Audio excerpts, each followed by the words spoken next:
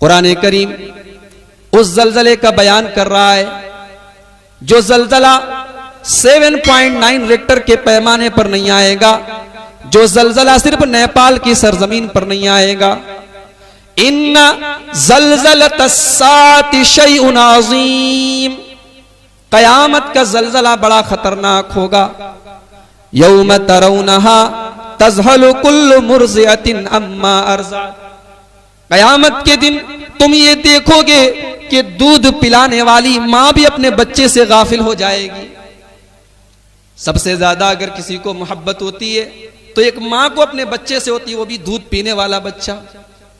कैसे एक दूध पी रहे बच्चे को मां छोड़ देगी, लेकिन अल्लाह फरमा रहा है कि कयामत का जलजला इतना खतरनाक होगा। यौम तरौनहा तज़हलु कुल्लु मुर्ज़िअतिन अम्मा अर्ज़अत, दूध पिलाने वाली मां भी अपने बच्चे को छोड़ देगी। व तज़ौ कुल्लु ज़ाति हम्लिन हम्लहा, और हमल वाली औरतों के हमल गिर जाएंगे, गर्भवती औरतों के गर्भ गिर जाएंगे, उनके हमल साकित हो जाएंगे।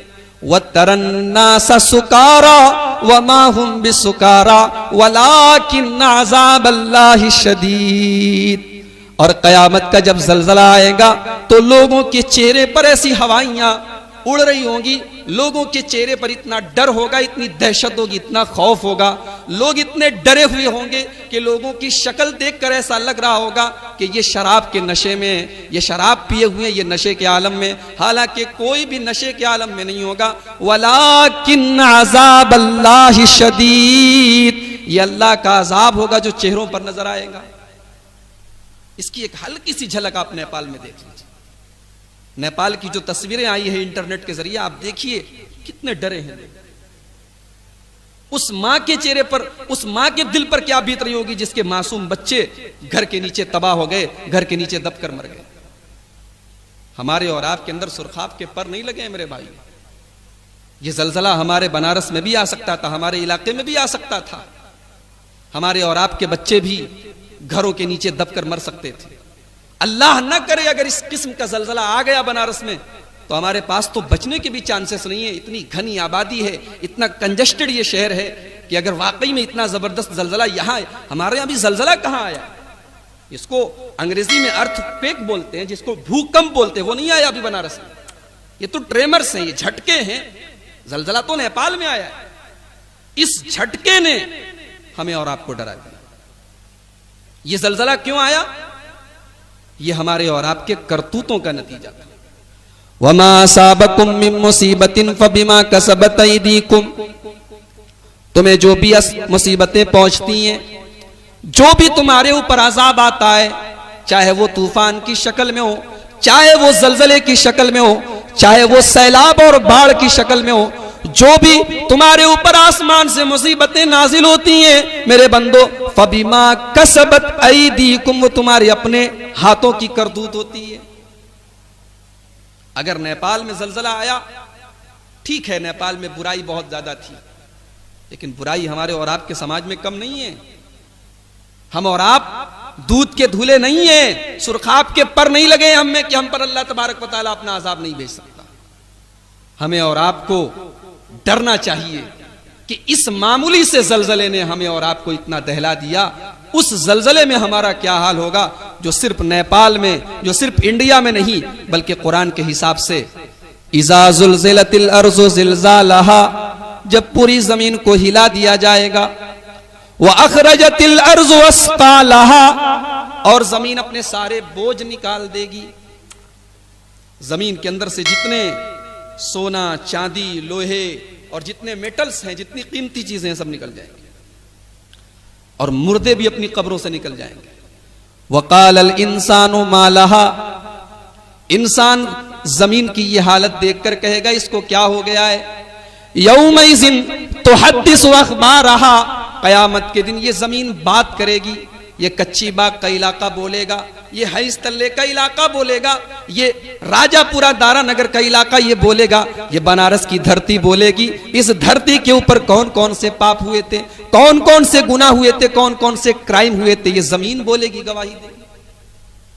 यौमइज़िन तुहद्दिसु अख़बारहा, ये जमीन बोलेगी। और इसमें कोई हैरत की बात नहीं है कि जमीन बोलेगी। बिअन्न रब्बका उहालाहा, जमीन इसलिए बोलेगी क्योंकि जमीन को बोलने का ऑर्डर अल्लाह ने दिया होगा।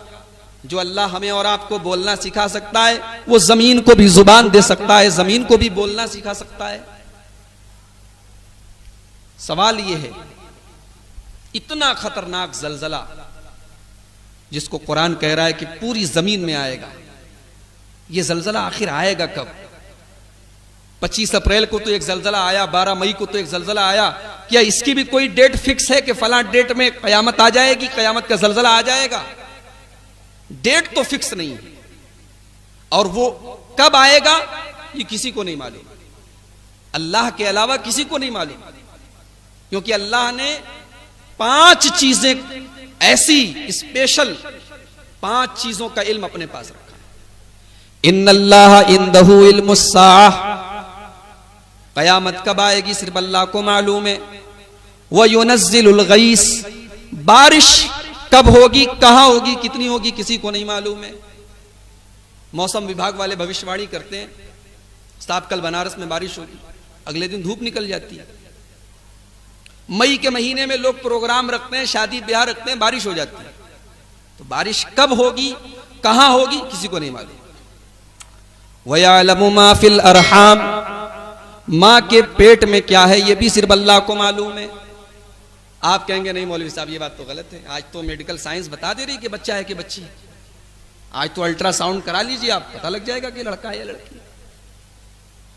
इसका एक जवाब तो यह है कि मेडिकल साइंस भी एक खास पीरियड के बाद बताती है। वो जो नुत्फा लोथड़े की शक्ल इख्तियार करता है और उसके बाद जब उसमें जान पड़ जाती है तब मेडिकल साइंस बता पाती है। उसके पहले मेडिकल साइंस के पास भी जवाब नहीं है कि लड़का है या लड़की। और दूसरी बात, कुरान ये नहीं कह रहा है कि मां के पेट में लड़का है या लड़की है, अल्लाह को मालूम है। कुरान क्या कह रहा है? वयअलमु मा फिल अरहाम, मां के पेट में क्या है ये सिर्फ अल्लाह को मालूम है। वो लड़का होगा या लड़की होगी ये तो अलग बात है, वो नेक होगा या बुरा होगा, वो अल्लाह का फरमा बरदार होगा या नाफरमान होगा, वो बड़ा होकर नमाजी बनेगा या बेनमाजी बनेगा, शराबी बनेगा या शरीफ बनेगा, माँ बाप का फरमा बरदार बनेगा या नाफरमान बनेगा, उसका कैरेक्टर कैसा होगा, उसके अखलाक कैसे होंगे, उसकी सीरत कैसी होगी, सिर्फ अल्लाह को मालूम है। कोई नहीं जानता, सिर्फ अल्लाह को मालूम।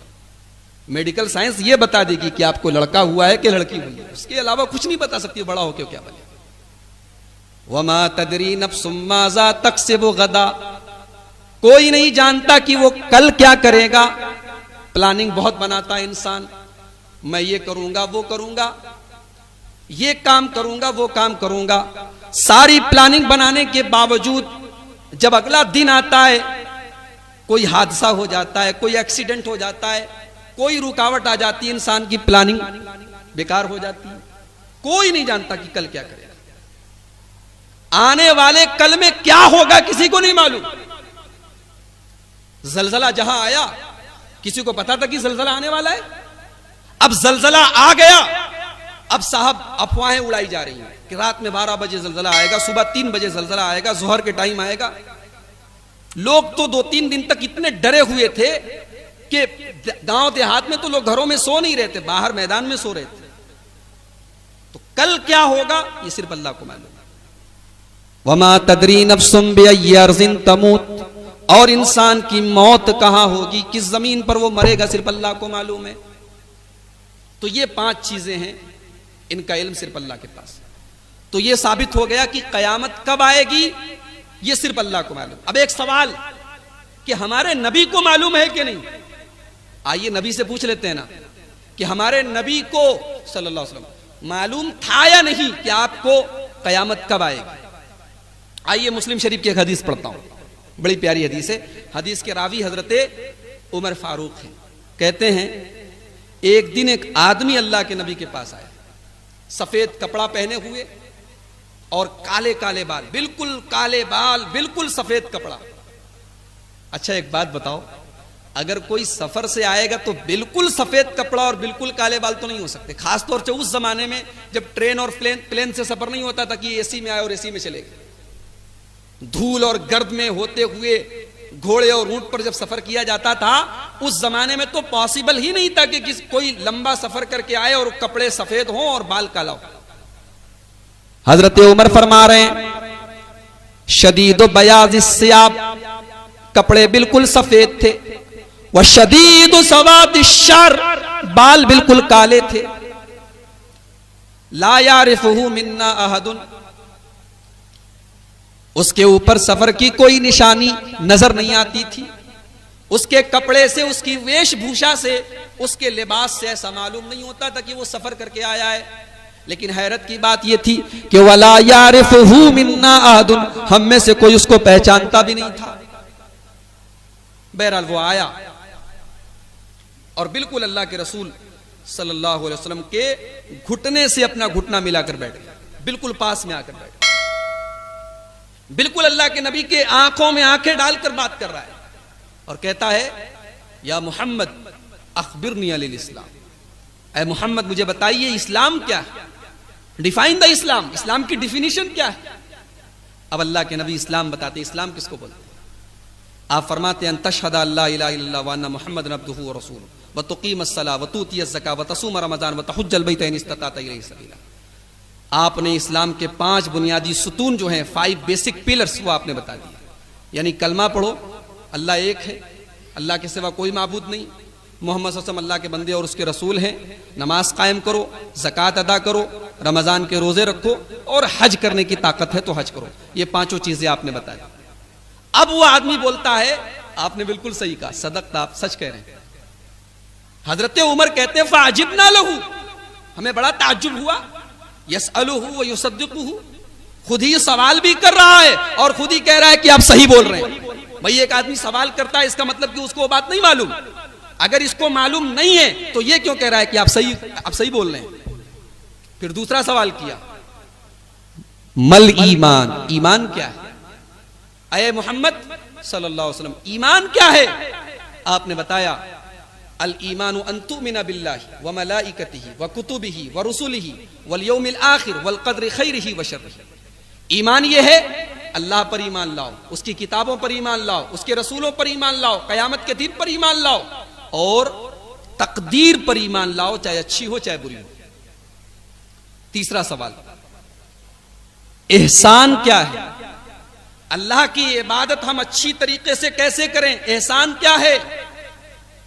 अब नबी ने जो इबादत का अंदाज बताया, मेरे भाइयों ऐसी इबादत आज हमारे यहां कोई नहीं करता। माफ कीजिए, नमाज पढ़ने वालों को बुरा लगेगा, जो नमाज नहीं पढ़ते वो तो गलत करते ही हैं, लेकिन जो पढ़ रहे हैं वो भी जरा अपनी नमाजों का जायजा ले लें। इसलिए कि सबसे बड़ा चोर, नबी ने जिसको सबसे बड़ा चोर कहा है, आप मुस्नद अहमद की हदीस उठाइए, अल्लाह के नबी सल्लल्लाहु अलैहि वसल्लम फरमाते हैं इन्ना अस्वा अन्नासी सरिकतन, सबसे बड़ा चोर वो है अल्लज़ी यसरिक़ु फी सलातिही, जो नमाज में चोरी करता है। साहबा ने पूछा अल्लाह के रसूल नमाज में चोरी करता है क्या मतलब? आपने फरमाया ला युतिम्मु रुकूअहु वला सुजूदहु, न रुकू ठीक से करता है न सजदा ठीक से करता है, खटा खटाया नमाज पढ़ के चला। लोग ऐसे नमाज पढ़ते हैं जैसे ट्रेन छूट रही है, ये नमाज नहीं होनी चाहिए।